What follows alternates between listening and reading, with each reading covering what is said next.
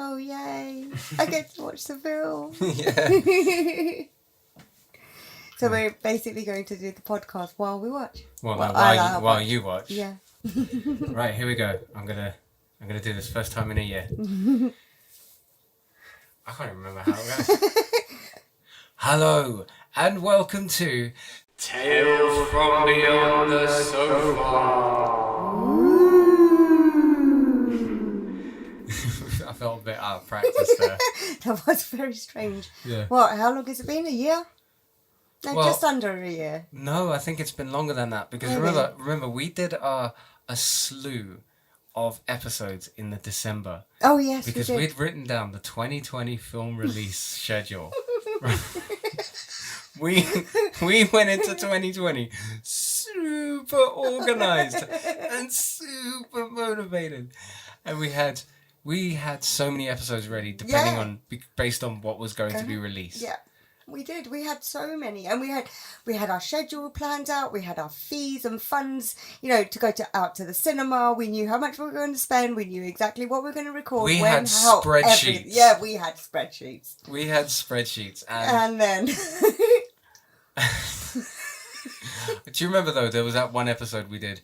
I can't remember which movie it was, but we'd done so many back to back. Yeah, basically back to back, that we were just burned out. Mm-hmm. And the whole episode, it's just us just going, yeah, that bit, that was, yeah, and then they did the so thing. Wiped out. We were just completely wiped out. So maybe it worked out. Yeah, but then we also did some really cool ones, as I remember. Yeah, the Mulan one. Yeah, the Mulan one. I still want to release that at some point. The Mulan one was so much fun. Yeah, it really was. But yeah, we survived the dumpster fire that is 2020. God, yeah. Thankfully, we've got 2021. All right, listen. It's turning into a weird year. Yeah, it is. Well, 2020 kind of just sucked our soul. Yeah. Wait, sucked out our soul. Oh, okay. I thought you said something else there. But yeah, we're back.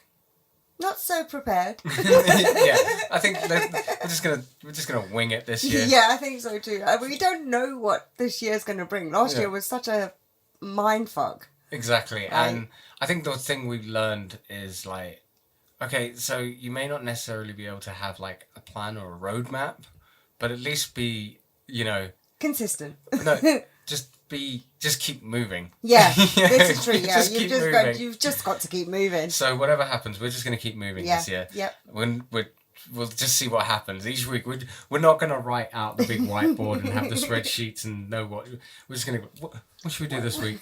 What do you fancy? Yeah, what do we fancy? Yeah. But I mean, we're doing a lot of this in conjunction with the new YouTube channel I launched. Yes, I don't want to be that guy. Plug. Yeah, I don't want to be that guy. But yeah, the late review. And this week we are talking about Soul, and we just want to get into it, don't we? Yeah, this is such a fabulous film. So if you want to see a review of it, a lot of even though it is just me, a lot of what I say in the video is stuff that we discuss together. Yeah. So it's like a melding of our thoughts, perspectives. So if you want to see that, check it out. I'll leave a link, whatever. I don't know how these work. Have you forgotten? A year later, you've forgotten. Yeah, I've forgotten how all of this goes. I mean, what is this thing in front of me? I don't know. It's this weird, stick with a beehive stuck to it. Well, and it's when not I a tap gun. it makes a noise in my ear. Like you said, it's not a gun. Yeah, it's not a gun. It's a mic, not a gun. Oh. My film's gone. There it is. Just for the folks at home. Gone. Explain what's going on. So it's just right at the beginning of the film, and you've got Joe basically trying to teach. By explain what's going on, I meant explain that you were watching the movie over my shoulder. Sorry, I thought you meant what's going on the screen. I pointed at the screen, but I wasn't pointing at the screen, I was pointing to the screen.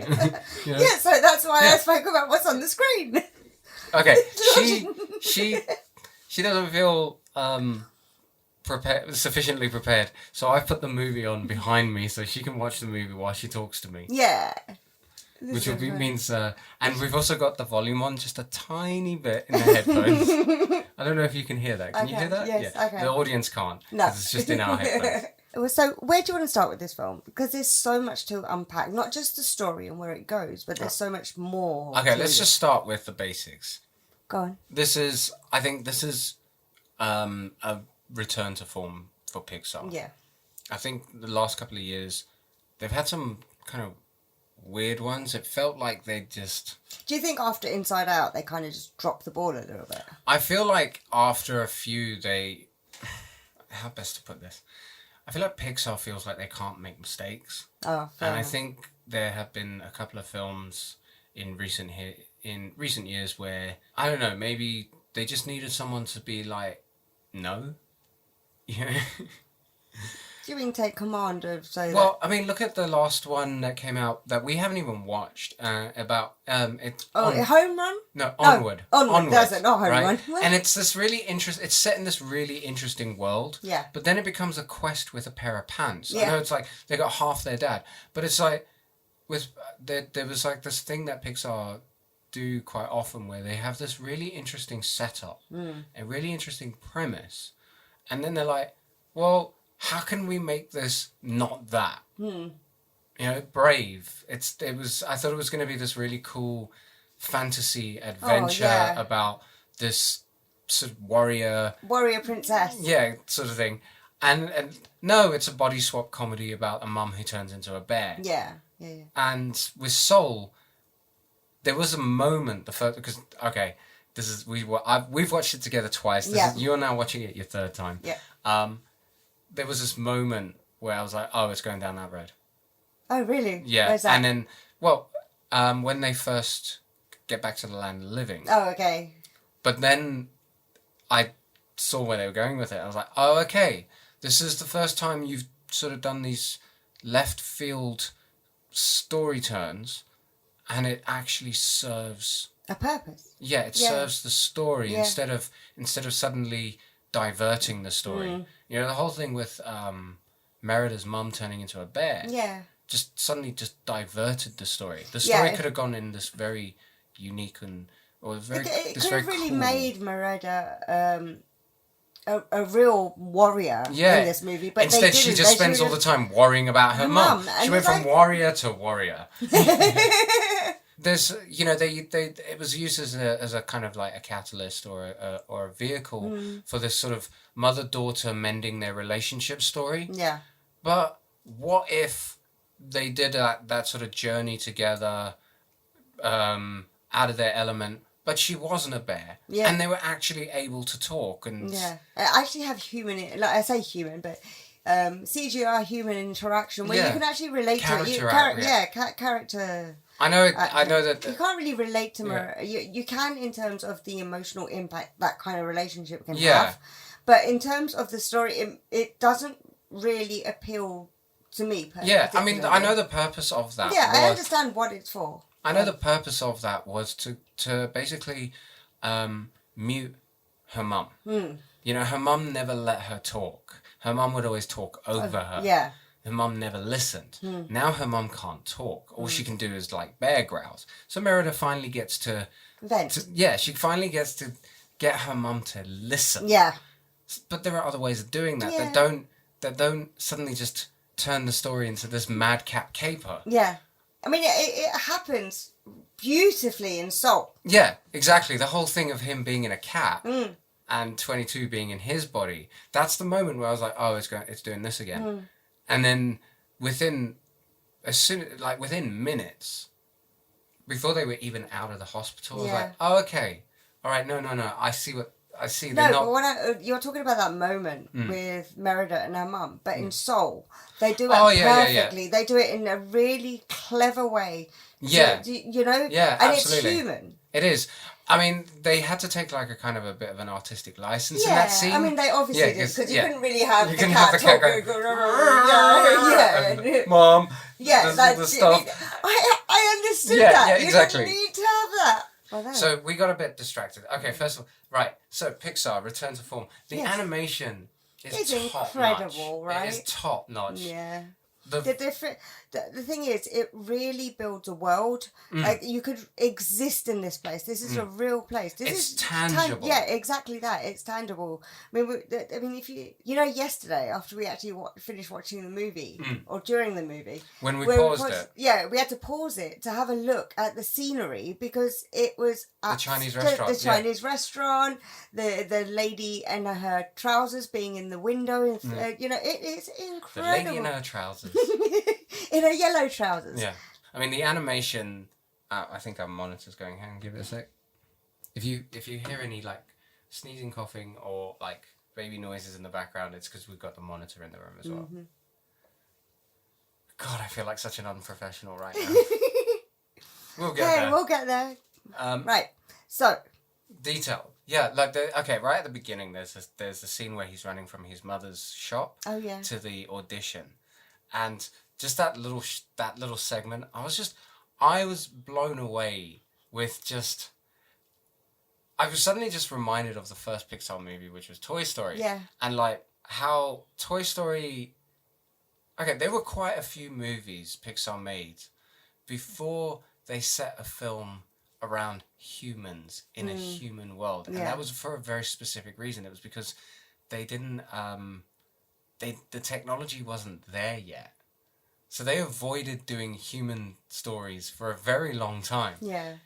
And then I'm watching Soul, and I'm just looking at this environment, and it's like the lighting, the way the sun is cutting through, and it's like, holy shit. Just even the details in the leaves and the trees and the colours and the shadows that are cast upon it. It's absolutely... Oh, Joe's going... Yeah. Joe's dead. I was literally talking about that scene as it was happening behind me, and you didn't even tell me that. Well, no, the thing is, because I actually wasn't watching it, I was watching you. But, you know, just after he does the gig, and then fate is telling him he's going to doom is coming. It's like everything in the universe is like the bricks, first the bricks, and then the traffic, and then the banana peels, the nails on the floor, and then and then he almost gets run over. Yeah, and then ends up in a manhole. Yeah, but the thing is, all right, this is the only plot hole I can think of is the fact that if he fell down a manhole and hurt himself so bad that he died, or at the very least ended up in a coma. Yeah. How was he able to do an audition, do a show that late? Like, how is his body in a condition? In a condition to... Yeah. Like, what if he got back to his body and, like, his back was broken? Yeah. Well, the whole movie actually takes place in a day. Yeah, I know. So, I know. you know. I know, but exactly even more so. So, yeah, that's why... He would be... If he injured himself so bad that he was... In a coma. Yeah, this is true, yeah. Unless the fall, like, was just like... It's more that he scared himself to death. But then you've got... it's the body that you're thinking about, not the soul. Yeah. This is true. How was he in any condition to perform that night? Yeah, he would have at least broken a leg. He would at least be sore. Yeah. But you see him, like, running to the audition. I mean, when 22 went back into his body, she wasn't like, oh shit, what the fuck is this thing? Like, I can feel, like, what is that? And it's like, oh, that's how I died. Because, like, when we die, like, when something kills us, it's not like falling down a manhole that killed him. It's the injury sustained from falling down a manhole. Unless, of course, he died of shock. Well, yeah, like I said, like so he scared himself to death. Yeah, that's it. Or a heart attack. Yeah. But if he had a heart attack as well, like when you have a heart attack, you don't like immediately recover from that. No, of course not. Your heart is fucked, and you're exhausted, and all sorts of like there's all sorts of repercussions from a heart attack. Yeah. Exactly. So you wouldn't be rushing around town eating pizza with a cat on your shoulder without having another heart attack. Yeah, this is that's especially if he doesn't have any medication either. Yeah. At that point in time. Yeah, exactly. Like how many people after a heart attack have to have like medication? Yeah, exactly. I mean, it doesn't break the movie. No, it doesn't. Not at all. Because it's only something that occurred to me toward the end of the first viewing. Oh, really? Yeah. Oh. When he's lying in the when he was lying in the subway at the end. Yeah. And because that's the other thing as well. Like when Terry, of his stealth in the shadows, like a ninja.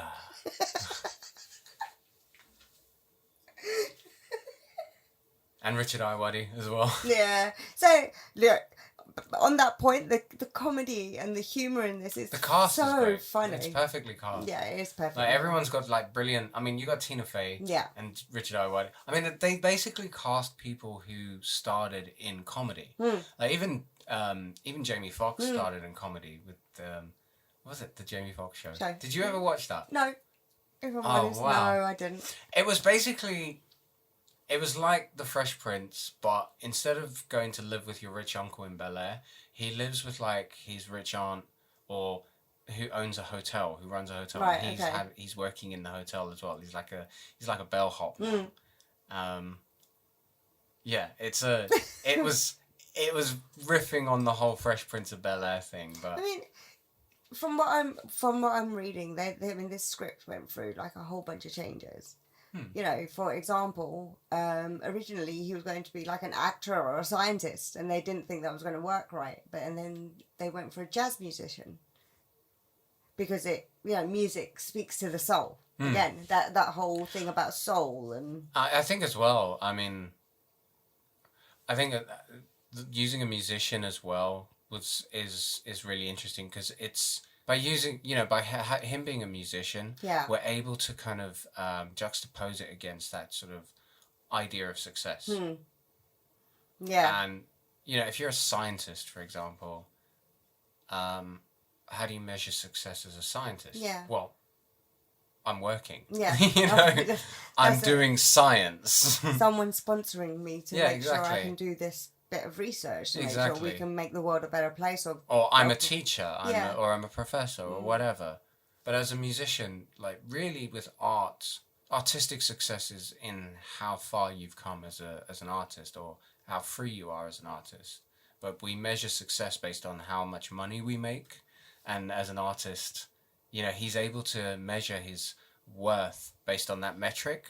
So, but based on if that's the truth as a musician, but then he would have been earning a lot more if he took the job as a teacher. Yeah, but that wasn't his. But that's what I mean by that is he, as a musician, as an artist, he has his metric for success. Yes. And while the rest of the world, or at least his mother, for example, has a separate metric. Yeah. Her metric for success is.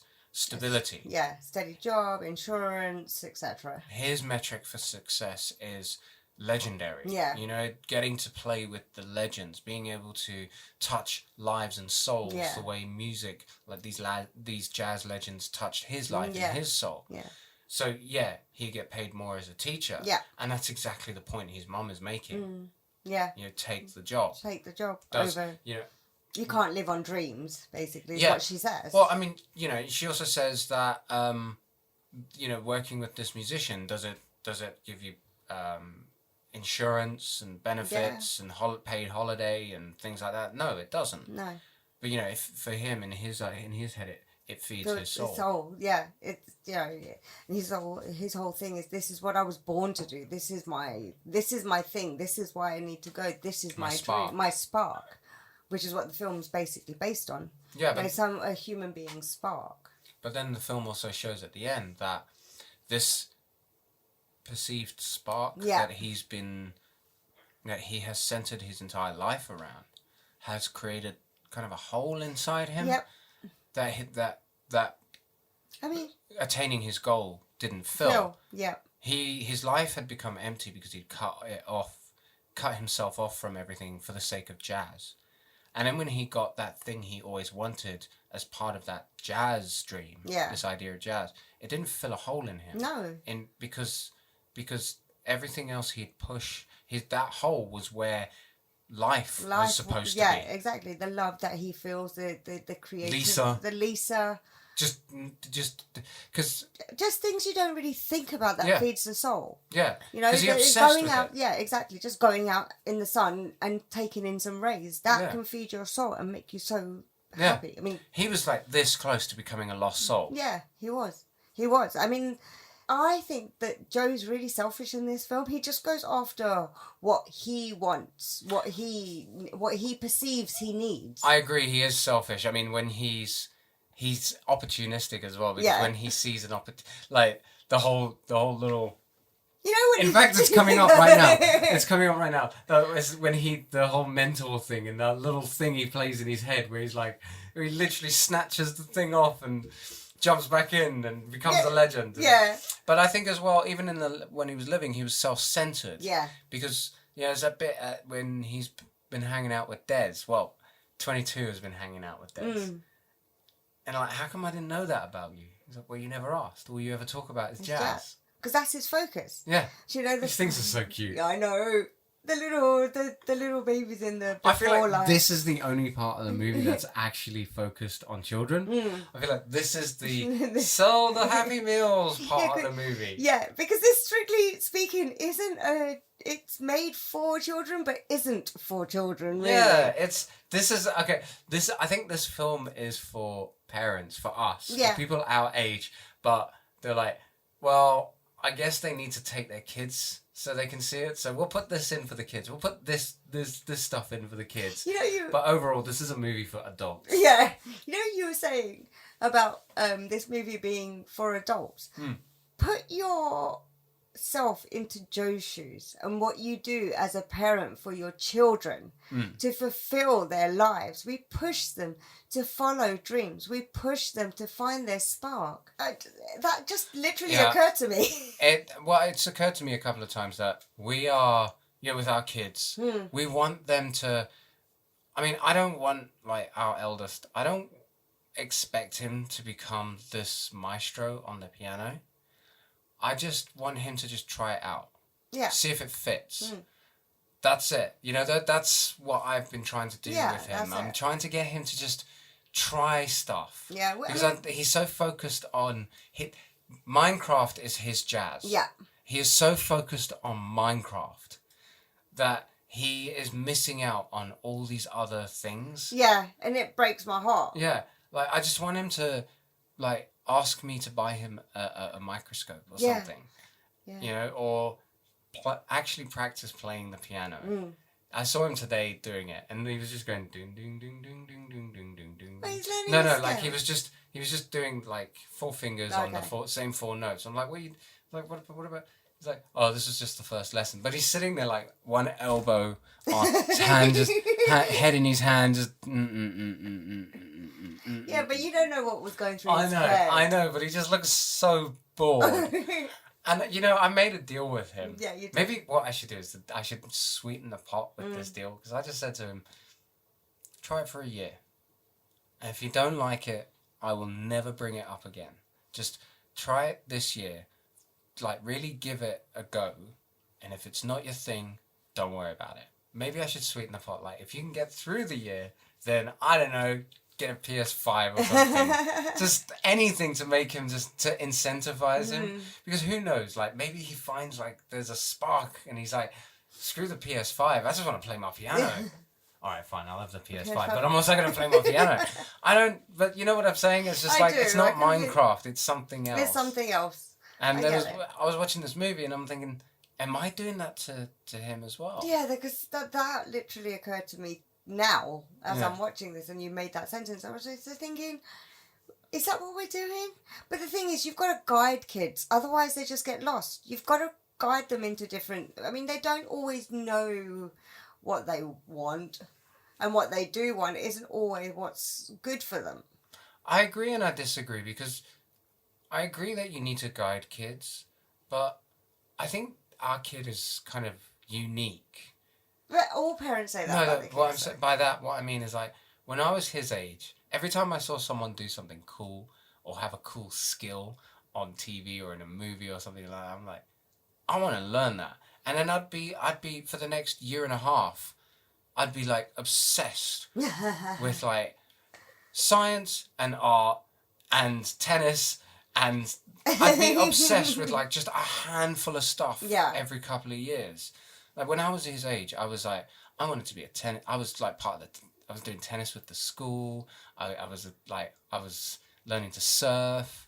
I was obsessed. Yeah, I just had stuff. I never stopped doing stuff. I was never bored. That was the other thing. Like, he has all these things at his disposal, but he's always bored because he's not playing Minecraft. Yeah. I mean, he has his. I'm worried he's going to become a lost soul. Yeah, me too. He's just going to be there going. He has his spark. He does have his moment. I mean, I think he's if he puts himself to it. You saw that picture, the poster of his play, right? And that was incredible. That particular picture. He wants to write a play, but he doesn't want to write. Yeah. He doesn't want to actually sit down and write. He wants to write a play. He wants to have a play with his name on it, but he doesn't actually want to sit down and write the play. And now he's like super stressed out because he's telling people about this play, and they're all like, "Where's this play? Where's this play?" And he's like, "I haven't written this play." We need to help him though. He won't let us though. No, he doesn't. No. That's the harder part. He's so independent, and that's what 22 is. 22 is super independent.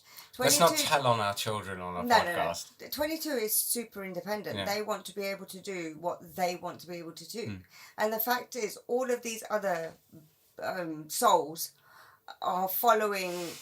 I was just are following the norm. Yeah. They're finding the spark, but 22 doesn't know what life is about, and therefore doesn't have that particular spark. Well, I think as well we're focusing too much on, and the movie as well focuses too much on the idea of this spark, because somebody even points out, well, it's not like a spark, like, hooray, this is your thing. Yeah. It's just like, oh, you're ready to live. And I think what it was is that 22 became too obsessed with this idea of the thing that's supposed to give them meaning, or supposed to give their life meaning. And because nothing did that, they were just never ready to live. And that was all it was, is they were just never ready to start living. Yeah, whereas with Joe, his meaning of life was jazz. You know, his purpose was jazz. Who knows what his spark was at the youth seminar in the first place? Yeah, this is true. For all we know, it could have been hats. You know? Yeah. The first time he put a hat on, he's like, bing, I'm ready to be bored now. So I have some notes, right? Right, go on. So, the Disney logo remakes. Yeah, that's so cool. Okay, so this is the thing I really relate to. I think a lot of people relate to is when he's on the track on his way to the ever after. Oh yeah. And he's like, "It's my turn. This is, you know, he's like, I've paid my dues. It's my turn to shine. You know, and it's like this sense of injustice. Yeah. And that's what kind of keeps him from going through the ever after. I think a lot of people go through that cycle where they feel like, oh, come on, man. Everybody goes through like that whole feeling of feeling like, okay, I've worked really hard. I've got to where I've got to. I've finally got my chance. That's much better. You've been sitting so far away from the mic the whole time. No. I don't understand. You keep moving further and further back. Because I was popping earlier. Oh, okay. What was I saying? Yeah, everybody feels that way, where you feel like you've gone through this whole part of the worst part of your life, and it's just this whole idea of like, I've paid my dues. You know, I've got this dream, and I've had to set it aside for the 9 to 5 and all of that stuff. When's my turn? Yeah. When's my turn? Why is so and so getting it, and I'm not? What's so special about them? I'm exactly the same as them. Exactly. Yeah. I think this is the other thing. This is why I say I'm not sure who the movie's aimed at, because there are so many themes in it that are just more kind of middle-aged themes. Yeah. I hate the idea that I'm coming up to middle age now. You know, that we the two of us are coming up to middle age. We're not there yet, but we're getting there. We are. And so this movie really touches on a lot of those themes. Yeah, and I just it really does. Maybe like kids will watch it as more of a kind of cautionary tale, like not to let that. Yeah, but when you say kids, how old are kids? I mean, like 8. We've got an 8-year-old and a 2-year-old in the house. But the 2-year-old's not going to remember all the exit. He'll just be there jumping up. There, crisis. He'll just be jumping up and down in front of the screen going, cat! Cat! Cat! Mummy, cat! Mummy, cat! Cat pizza! Mummy, cat pizza! Pizza rat! yeah, pizza rat. But that's all. That's what he would be doing the whole time. Yeah. Like Do you our think? elders. Yeah. Would do you think he would understand? Do you think our elders would understand? No. No. See. He's too impatient to understand a lot of the sort of more slow burner stories. Yeah. If it's not moving at pace and everyone's shouting, he's just like, nah. I can't be bothered. So okay. Going point number this is 3. what happened to Bjorn Bjorgenstern's soul. Yes. Oh, I didn't. Do you know, I have no idea. I should have looked that one up. Did he just go straight to the ever after? Maybe. And if he went straight to the ever after, why was Terry's count off? Off. Because that wouldn't have made sense. Yeah, unless Bjorn Borgenstern didn't actually die that day. Yeah, because oh no, but yeah, he would have died. Yeah, he would have died. Yeah. So what happened to his soul? Yeah. Because Terry's count was off. Yes. So something happened somewhere, and then what happened when everything got back to normal? What happened to his soul at that point? What happened to his soul? But surely Terry would have come across Bjorn Bjorgenstern's name before. Yes. Joe Gardner's. Yeah. Yeah. It's course. under but, B. Yeah. I don't know. Maybe though. Maybe he's in that place and just hasn't managed to get. Maybe he's still looking for his name tag. Yeah. I don't know. Maybe that's what it is. Maybe he's still looking. He's still at the youth seminar. Yeah. Because he wouldn't have because I imagine mentors don't have to break through that ether to get to the youth seminar. They're probably zipped straight to the youth seminar. That door that they make, that the Jerrys make. Not that you could see what he did. I did exactly the same movement that Richard Ayoade's character does. They're all called Jerry. Yeah, except for Terry. Except for Terry. Terry's called Terry, and the rest, and all the Jerrys are called Jerry. Yeah. Yeah. Keeps it simple. Although Terry in the in the subway. Oh yeah. Every time that cat, although we've only watched it twice, both times that really caught me out. Graham Norton! Look at that! Graham Norton! Graham Norton, man. Graham fucking incredible. Norton. How the last person I ever expected to show up in a Pixar movie, and he just owns that character. He really does. He kills it and absolutely loves what he's doing in the movie. And he just loses himself. Not only the cutesy ghost version that we can see right now, but the lanky dude with the sign as well. He just completely loses himself in that character. Yeah. I love that character. Yeah, and Graham Norton, you've got to do more voice acting, man. I know. You know? I know. Who knew he had it in him? Right?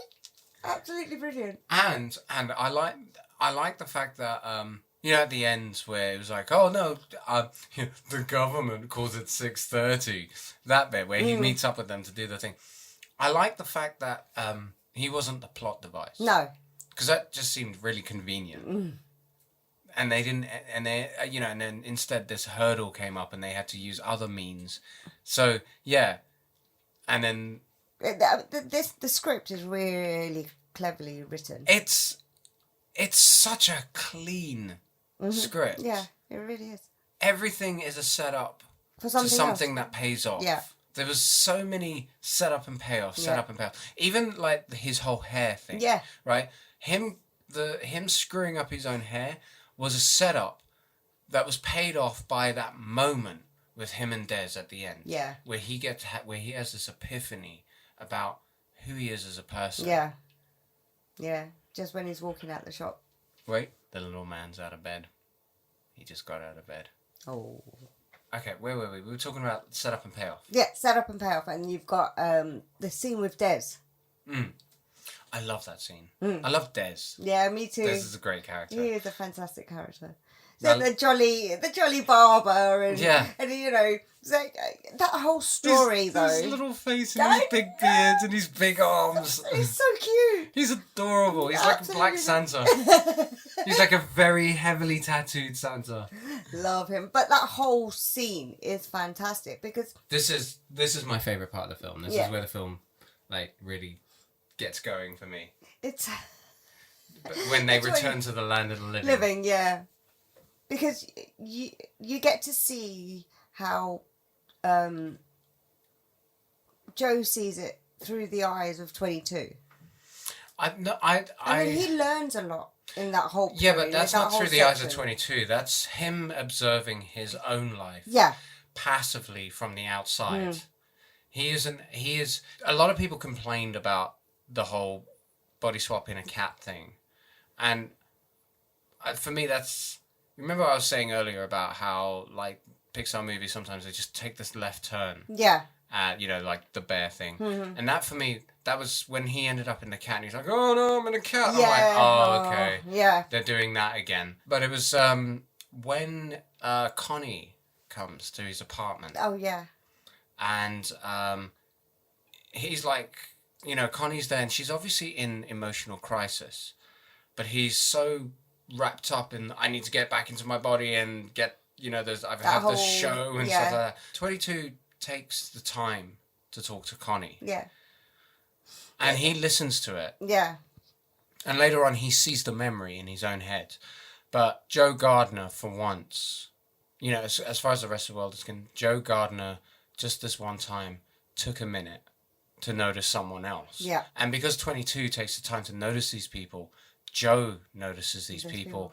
Well, Joe notices these people noticing Joe for once. He's not just talking about jazz and thinking about jazz and stuff like that. He's not in his kind of one-minded mentality. Yeah. He's actually 22 as Joe is thinking about other people. Yeah. He's thinking about all the beauty in the world that exists beyond what is your own comprehension of what beauty is. You have to kind of wonder though what the nexus of a movie like this is. Like what was the thing that made someone go, I have an idea for a story. It's about a middle-aged man who sees his life from the outside after dying. Can you imagine that though? Seeing your relationship with people from a third party. God, I would love to experience that. Can you imagine that though? Like you're watching you interact with someone you have quite a bit of respect for, and you're like, and suddenly you're looking at it from outside and you're like, wow, they really hate me. Yeah. Yeah. That's my biggest fear. I just feel like, oh shit, that person actually hates me. Do you know what? That's not what I fear if that was in that situation. But you know me. Like, See, I think I would. You know how people see me. We all love you. You know that. No, not so much. See, I see it more as me learning on how not to act. I mean, you love me. I know that. I get that, but yeah. It's the whole learning about yourself thing. Joe learns about himself.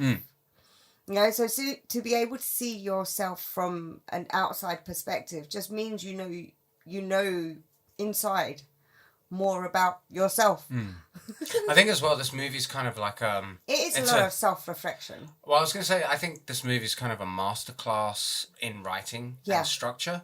There's both Joe and 22. Like in movies, when you're writing, your protagonists need to have a want and a need. Right? They want something, but actually they need something else. Yeah. And both Joe and 22 are a perfect example of that. They both want something, but actually need this instead. And, the whole 5-point plot structure, this film follows the 5-point plot structure. Sorry. Say that. I know, 20 right? times. I know, right? 5-point plot structure. 5-point plot structure. 5-point plot structure. Yeah. It follows it perfectly. Yeah, it does indeed. I was in awe of this movie and taking notes at the same time. So that's how that turned. I like that turn. Oh, there we go. The door. The cat. That's the scene we were talking about earlier. Connie. Yeah. I love the scratch. Yeah. I do like Joe as a cat. I do.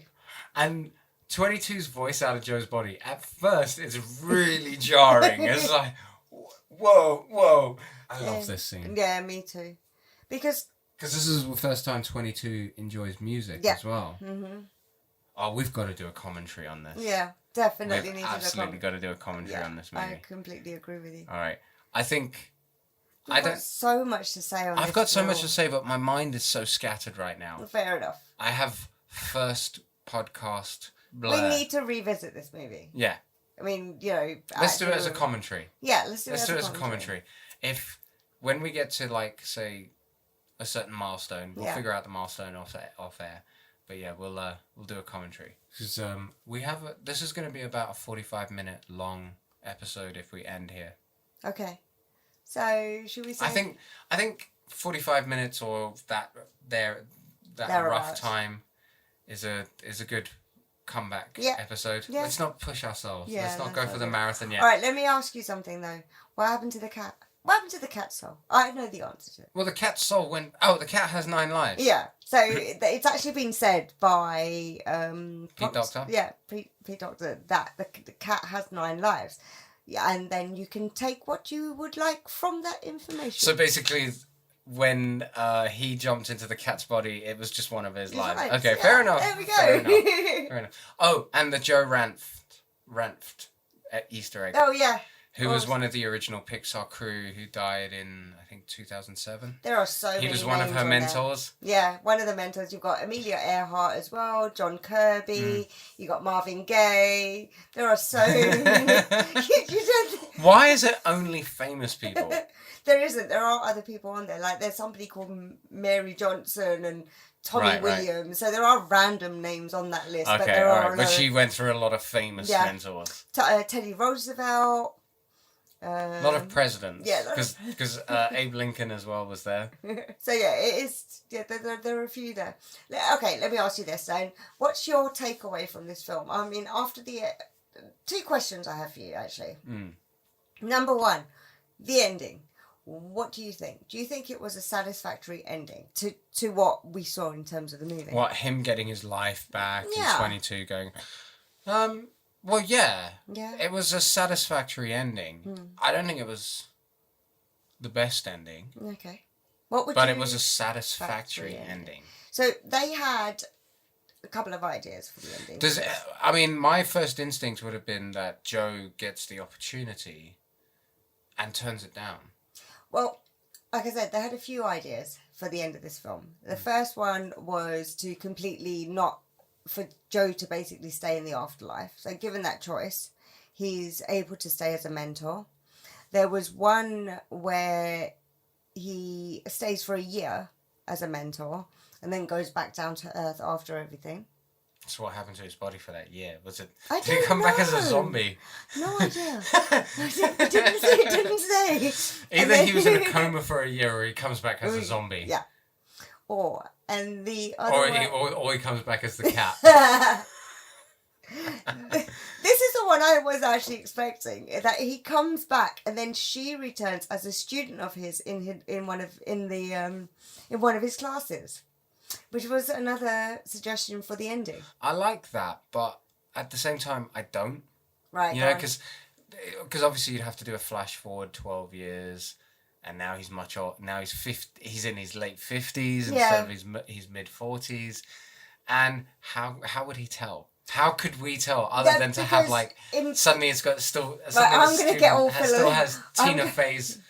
I'm going to get all philosophical and go into the Buddhist direction. Because in Buddhism, and in Hinduism, by the way, it's all linked. So our energies are linked, which is why, when we talk about reincarnation. So no matter who you meet in your life, you have met them before at some point, and therefore your link to that person is that strong because of what's happened between the two of you in a previous life. Huh. I like it. It does explain a lot of thematic coincidence throughout stories. Like throughout literature. We can apply that rule. If we apply that rule to all literature and all entertainment, then all coincidences are explained. Like, how the fuck did Leia shoot an escape pod on the one planet with her twin brother? She sent a message in a droid on an escape pod that landed her unknown twin brothers on home planet. Do you know what? There are so many stories because of what I do as in my industry. You come across lots of stories. There was one actually posted on Facebook recently where this guy was adopted out and he met his twin brother like 25 years later in New York. And one was fostered, the other one's adopted. So they didn't know each other. Neither of them knew that either of them existed. I can top that. Go on. I read a story this week about a gay couple who tracked down their biological. Yeah, and it turned out they were brothers. Oh. Womp womp. Womp womp. But that's a major womp womp. Yeah, but there are stories like that. There are couples who find out on their like the night before their wedding that they're actually brother and sister and stuff like that. Yeah, that happens all the time. Yeah, there have been so many stories like that. But that theology still applies. Cool. Oh, it's the Des scene. Yeah, Des. And look, there's Paul.